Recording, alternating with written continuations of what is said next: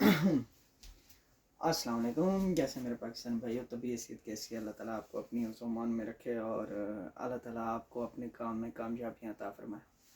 और मेरा इस तरह लाइव आने का एक ही मकसद होता है कि जो कुछ मैंने सीखा है फील्ड में वो मैं अपने दोस्तों को बता सकूँ। फ़र्स्ट ऑफ़ ऑल ये है कि ज़्यादातर लोगों का होता ये है कि वो पूछते हैं यार एस्टिमेटेड हमें बता दो, मॉडर्न माइनिंग में जो है ना, मॉडर्न टेक्नोलॉजी के साथ कास्ट पर टन क्या आती है और ब्लास्टिंग में क्या आती है। और उसके बाद मैंने, अब ये मेरा मैथ आने का मकसद ये था, देखिए इस महंगाई के दौर में हम अपने प्रोजेक्ट को प्रॉफिटेबल किस तरह बना सकते हैं, हम वहाँ से प्रॉफिट किस तरह कमा सकते हैं और हम अपनी क्वेरी को एक लंबे अरसे की और मॉडर्न क्वेरी में कैसे कन्वर्ट कर सकते हैं और कितनी आसानी से कन्वर्ट कर सकते हैं, हमारा ख़र्चा कितना आएगा। और लोग पूछते हैं कैपिटल कास्ट कितनी होगी, फिर रनिंग कास्ट कितनी होगी। तो मैं तफसील से आपको आज एक पूरा कोशिश करूँगा, पूरा बता दूँ ताकि नए लोगों को भी फ़ायदा हो और पुराने को। और दूसरी बात, इस फील्ड में मेरा ये मकसद होता है कि ताकि लोगों का रोज़गार चले, एक सिस्टम चले और जो इस बिज़नेस में आ रहे हैं वो इससे कमाएं, ना कि इसमें नाकाम हो। अगर कोई एक नाकाम होता है तो पूछे पूरी एक लड़ी नाकाम होती है। और हमारे यहाँ कोई कामयाब बिज़नेस इस फील्ड में मॉडर्न यानी कि मार्बल और ग्रेनाइट डिमेंशन स्टोन में बहुत कम लोगों का है। उन लोगों का है जिन लोगों को या तो ये है कि मटेरियल ख़ास और जियोलॉजी ख़ास मिली है, बाकी अदरवाइज़ ये इनके परसेंटेज के हिसाब से वो तकरीबन 2% लोग बनते हैं, बाकी लोगों को ख़ास फ़ायदा नहीं हुआ। अब मैं आप लोगों को एक बात बताता हूँ। देखें, फर्स्ट ऑफ ऑल किसी भी आप मॉडर्न टेक्नोलॉजी के साथ उसको नहीं कंपेयर कर सकते कि इसकी कास्ट कितनी आएगी, वो वेरिएबल होती है। आप इसे फिक्स तब तक नहीं कर सकते जब तक आप उस प्रोजेक्ट को 5 साल तक रनिंग नहीं करते, और उसके बाद भी वो इंक्रीज़ हो जाती है। बाज़ औक़ात ऐसी चीज़ें होती हैं जिनकी वजह से होती है, फिक्स नहीं रख सकते आप इसे। प्लास्टिक मटेरियल में भी ऐसा कर सकते हैं। अब मैं थोड़ा सा आप लोगों को बताता हूँ कि हम इनिशियल कास्ट कैसे कर सकते हैं। हम एक डिपॉज़िट को अनजान हैं, हम उस डिपॉज़िट को अगर डेवलपमेंट करना है तो किस तरह करेंगे, अपग्रेडेशन करना है तो किस तरह, न्यू मेथड किस तरह शुरू करेंगे। फर्स्ट ऑफ ऑल ये होता है कि कोई भी पहाड़ हो तो वो मुख्तलिफ सिचुएशन में शुरू होता है इस तरह। मैं अब आपको इसको 4 हिस्सों में डिवाइड कर दूंगा, सॉरी 5 हिस्सों में डिवाइड कर दूंगा। फर्स्ट जो है ना वो मार्बल आ गया, सेकंड जो है वो ग्रेनाइट आ गया, थर्ड जो है वो आपका इसमें लाइमस्टोन आ गया, फोर्थ जो है इसमें वो डेलोमाइट आ गया, और पांच जो है ना ये सॉरी पांच जो है इसमें ट्रेवर्टाइन आ गया। अच्छा, अब ये मुख्तलिफ डिपॉजिट है, इनकी कास्ट हर की मुख्तलिफ होगी, मेथड हर किसी का मुख्तलिफ होगा, प्रोडक्शन मेथड भी मुख्तलिफ होगा, और आप इनको शुरू किस तरह कर सकते हैं वो तरीका भी हर किसी का मुख्तलिफ होगा। फर्स्ट ऑफ ऑल ये होता है कि आप किस डिपॉजिट पे काम कर रहे हैं। आप मार्बल पे काम कर रहे हैं, ग्रेनाइट पे काम कर रहे हैं, लाइमस्टोन पे काम कर रहे हैं, आप डेलोमाइट पे काम कर रहे हैं, या आप उस पे अपना ट्रेवर्टाइन पे काम कर रहे हैं। इसके बाद अनक्स पे बहुत कम लोग काम कर रहे हैं, 6। तो अब इसका होता है कि आप कौन से पे काम कर रहे हैं, इनमें जिसमें काम कर रहे हैं। अब मैं पहले पे आता हूँ मार्बल। मार्बल पे जो है ना, अगर आप मार्बल पे काम कर रहे हैं केपीके में, तो केपीके में आपने देखना है, आप इसमें अब मार्बल के ऊपर जब आप काम कर रहे हैं, आपका लेयर डिपॉजिट है, वो लेयर में पड़ा हुआ है, या आपका क्लोज डिपॉजिट है, वो क्लोज यानी कि पूरी थ्रू आउट लेयर नहीं चल रही, उसी का पहाड़ और उसी का नहीं है, उसमें क्लोज है। अब इसमें डिपॉजिट को मैं 4 हिस्सों में तकसीम करता हूँ।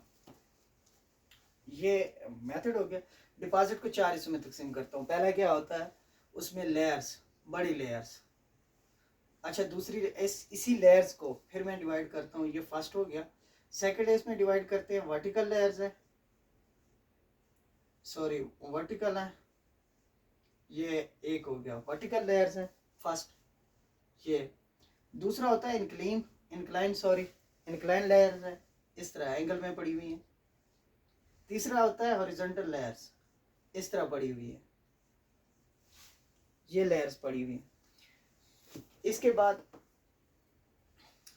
लेयर्स में नहीं है, डिपॉजिट पूरे बेड में पड़ा हुआ है, एक ही बेड है और ये बहुत कम होता है। ये बेड है किमोर वाइट हो गया आपका, उसके बाद आपका गुम्बती वाइट हो गया, उसके बाद आप अगर चले जाए गिलगत में तो गिलगत या स्कर्दू वाइट हो गया। अच्छा, ये चीज़ें प्रॉपर थ्रू आउट ग्रेनाइट में भी यही होगा, लैमस्टोन में भी यही होगा, डेलोमाइट में भी यही होगा, ट्रेवर्टाइन में। लेकिन ट्रेवर्टाइन एक अलग चीज़ होती है क्योंकि ट्रेवर्टाइन बेसिकली हार्ट गर्म पानी और कैल्शियम से बना होता है, तो वो मुख्तलिफ सूरत हाल में होता है। वो ऐसे भी पड़ा होता है, वो बाज़ का 20वीं सूरत में ऐसे भी पड़ा होता है। वो हमेशा वो लेयर्स में नहीं होगा, वो इस सूरत में पड़ा होगा। और बाज़ का कहीं कहीं जो है ना उसकी सूरत हाल यही होगी, फिर इसमें लेयर्स होती हैं इस तरह की, लेकिन होती इसी सूरत में है। ये ट्रेवर्टाइन की है, ये ट्रेवर्टाइन इस सूरत में भी पड़ा होता है, बाज़ औक़ात कहीं कहीं फिर वो ऐसे भी पड़ा हुआ है, ये ज़मीन के अंदर भी। ये हो गया। अच्छा, ये कैम्योर वाइट हो गया। उसके बाद आपका करारा वाइट बम्पोआ 1 और 2। इसमें आता है फिर मार्बल में। मार्बल कौन सा है? कैल्साइट है, मैग्नीशियम है, कैल्शियम है, ये कैल्शियम है। इसमें आपका मार्बल कौन सा है? अगर आपका काम कर रहे हैं आप मैग्नीशियम में, मैग्नीशियम हार्ड होता है, आयरन से बना होता है, ये पाकिस्तान में बहुत कम पाया जाता है, ये इतना डैमेज नहीं होता। अगर आप कैल्शियम में काम कर रहे हैं, वो भी जो पड़ा होगा एक लेयर में सूरत में पड़ा होगा। उसके बाद कैल्साइट में ये भी प्लेन होता है, कहीं कहीं दानेदार होता है, और इसमें होता है कि इसके ऊपर अगर कोई हैवी मटेरियल आ गया तो ये डैमेज हो जाता है। जैसे स्कर्दू वाइट डैमेज हो गया है एक किनारा, जबकि आगे जाके वो कुछ ठीक होता है। इसी तरह वो गिलगत में भी आके उसकी लेयर्स बन जाती हैं, डैमेज हो जाता है। अच्छा, अब हमारी कास्ट जब हमारे पास ये आ जाएगा, इसके बाद हम उसकी निकालते हैं कि कास्ट हमारी किस पे आएगी। अगर आपका ये मटेरियल है, इसकी कास्ट मुख्तलिफ होती है। ये मटेरियल है, इसको आपका फिर कास्ट आती है आपके रिकवरी रेट पे। रिकवरी रेट, उसमें यूज होने वाली मशीनरी। अब मैं थोड़ी सी चीजें आपको बड़ी जबरदस्त बताऊंगा।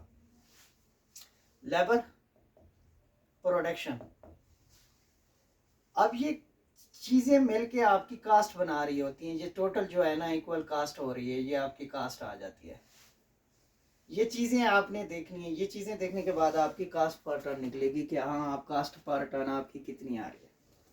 अब मैं आपको छोटी सी एक बात बताता हूँ। हमारे यहाँ पूछते कास्ट पर टर्न हम बिल्कुल कम भी कर सकते हैं और कहीं कहीं बहुत ज़्यादा भी चली जाती है। अब आता है मटेरियल पे, आपका मटेरियल कितना है, कौन सा है। मसलन कास्ट पर टर्न मटेरियल को ज़रूर देखना पड़ता है। अगर आप कर रहे हैं मटेरियल एक सुपर वाइट मटेरियल है आपकी, उसकी रेंज जो है ना वो 40,000 पे है, उस पर कास्ट अगर ज़्यादा भी आ जाती है तो कोई इशू नहीं होता कास्ट पर टर्न, क्योंकि वो रिकवरी रेट और प्रोडक्शन आपकी उसको कवर अप कर देती है, रेट अच्छा होता है।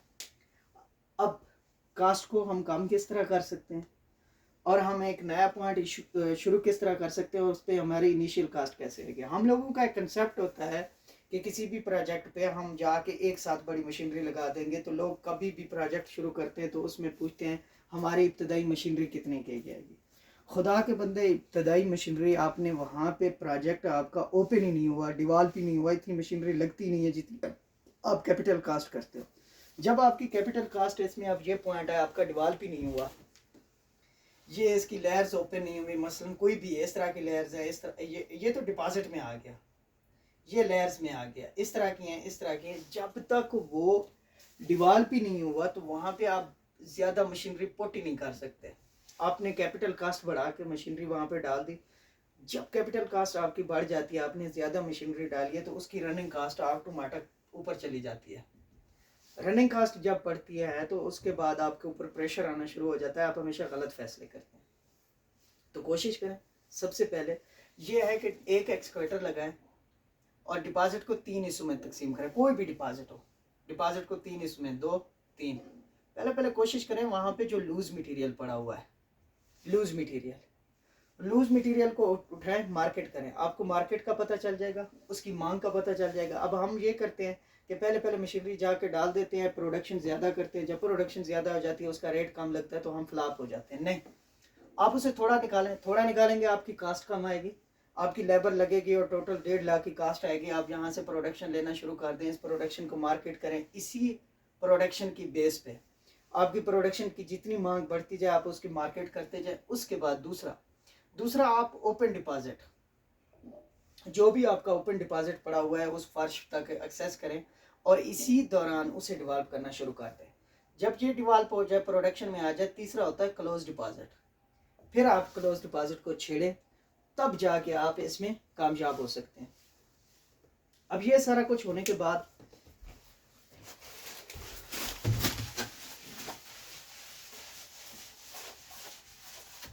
अब तो ये आ गया आपका। अच्छा ठीक है, आपने ये शुरू किया, अब आप आ जाते हैं क्लोज डिपॉजिट पे। जी हम क्लोज डिपॉजिट पे शुरू कर रहे हैं। तो यहाँ से ओपन हमने उठा लिया सारा जो भी था, अब हम यहाँ पे क्लोज डिपॉजिट में आ गए। अब हम क्लोज डिपॉजिट पे देखते हैं, अगर हमारी अब आता है आपका रिकवरी रेट। आपने मसलन कोई भी चीज़ है, प्रोडक्शन शुरू किया है, उसका रिकवरी रेट कैसे बढ़ाना है। अब हमारे यहाँ जो होता है ना, हम जितना एरिया काट रहे हैं, एक तो हमें पता नहीं है डायमंड वेयर कौन सी। अब अच्छा, इसी दौरान जो हम मशीनरी लगाते हैं, मैं उस पर बात कर लूँ, सॉरी। मशीनरी जो हम लगाते हैं, हमारे पास एक जनरेटर है, वो 250 kVA का है।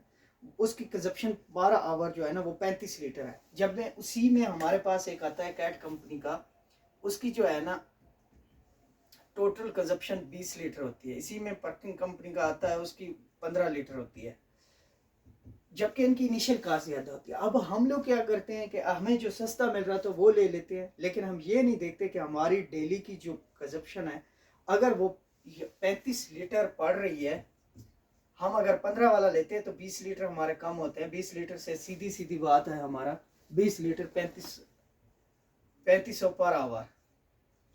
3500 पर आवर आपका 10 घंटे चल रहा है, पूरा एक ड्रम का आपको फर्क आ गया। आप डेली का वहां पे पर आपकी ये ही चीज जो है ना आपके कास्ट पर टन ये इंक्रीज कर रही होती है। इस तरह हमारे पास जो वैसा है वो उस कैपेसिटी का नहीं होता, जिस कैपेसिटी के हमने कट लगाने वहां पे हमारी प्रोडक्शन रुकती है और वो प्रोडक्शन हमें डैमेज कर रही होती है। वैसा उसी कैपेसिटी का मशीन उसी। अच्छा, इसी के मुकाबले में हमारा एक एक्सकवेटर होता है, उसकी कैपिटल कास्ट कम होती है लेकिन रनिंग कास्ट बहुत ज़्यादा होती है। हम उस चीज़ को नहीं देखते, वो रनिंग कास्ट हमारे प्रोडक्शन पे जाके असर करती है, वो हमारी कास्ट पर टन बढ़ जाती है। इसके बाद होता है आपका रिकवरी। अगर आपने टोटल एरिया 4000 टन काटा है, 4000 टन में से आपकी टोटल रिकवरी 200 टन होती है और वो भी सही नहीं हो रही, तो आपकी कास्ट पर टन बढ़ जाएगी। जब आप इसको रिकवरी रेट को बढ़ाएंगे तो कास्ट पर टन आपकी कम होती जाएगी। अब मैं बताता हूँ, ये लेयर्स में पड़ा हुआ है डिपॉजिट, ये इंक्लाइन है, ठीक है, इसमें पड़ा हुआ है वर्टिकल में, इसमें पड़ा हुआ है हॉरिजॉन्टल में। हमारे पास मेथड, अब हम इनके लिए वो मेथड शुरू करें कि हमारी रिकवरी बिल्कुल 100% एक्यूरेस है। इसके लिए हम पाकिस्तान में इस चीज़ को कवर अप नहीं किया जाता, एंगल करेक्शन करते हैं।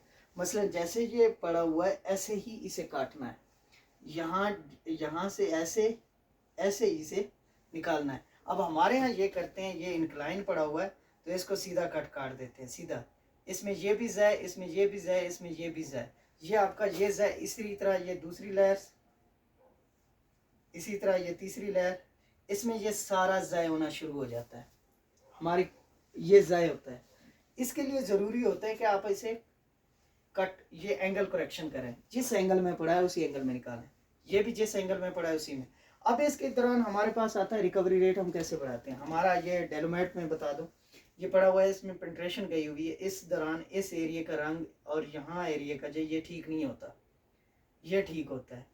तो हमने इस एरिया को रिकवर करने के लिए इसका मेथड ऐसा करना है कि ये हमारी प्रोडक्शन में है और ये एरिया ज़ाय हो ना, वहाँ पे हम कटिंग करें ना कुछ। ये हमारी कास्ट पर टन ऑटोमेटिक रिकवरी रेट जो हमने 200 टन काटा, 200 टन हमारा माल हुआ, 200 टन हमारा रिकवरी रेट है। और इसके बाद हमें कट हमेशा, देखिए ये छोटा कट है, आपने एक एक दफ़ा DTH सेट किया, एक दफ़ा यहाँ DTH किया, एक दफ़ा ऊपर से DTH किया, ये 3 DTH किए, फिर आपने वैसा किया, जबकि आपका कट टोटल जो है ना वो 200 टन से 400 टन का था।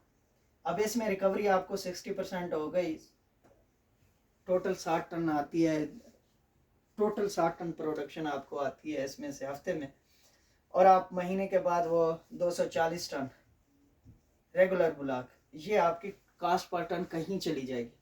जबकि यही एरिया आप काटते हैं 1000 टन,